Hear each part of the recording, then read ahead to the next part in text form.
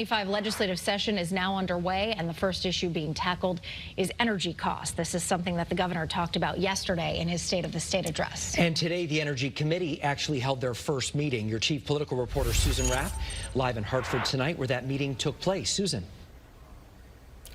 Mark, the Energy Committee wasted no time. They held their first meeting just the day after the session started. They held their meeting here at the Legislative Office Building. Connecticut really has a problem on its hands.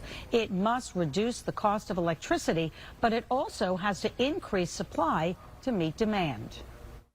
When we leave the house, we turn everything off, especially unplugging. People everywhere in Connecticut are trying to soften the blow of those electric bills. These high prices impact all of us. Governor Lamont wants energy to be a priority. Energy is on everyone's minds right now, as it should be. The co-chair of the legislature's Energy Committee says affordability is important, but so is improving infrastructure to meet the increase in demand.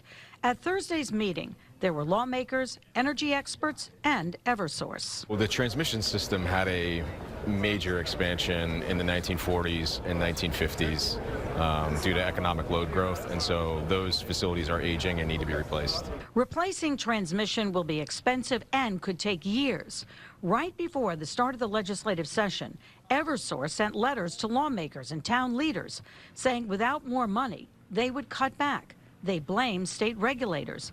And earlier this week, the utility said without more money, they may even ask for a rate hike. If they think we've gone too far, that's fine. They have a legitimate recourse through the courts, but waging the battle in the press, intimidating legislators, intimidating other people is not the way to do it. Regarding the letters, Eversource says our Connecticut president will always stand up for the hardworking employees of Eversource and for customers who rely on their service to communities across the state every day.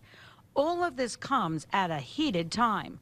Ratepayers are upset, and huge corporate bonuses for Eversource top executives only makes people angrier. Or how much recovery the utility should get on the backs of ratepayers. And that's a very complicated question. And for many years in Connecticut, it's been, I think, too high.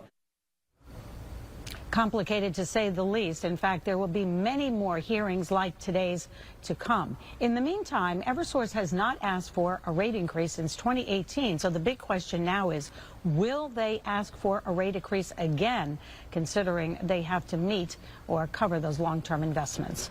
Your chief political reporter, Susan Raff, Channel 3 Eyewitness News. All right, Susan, thank you.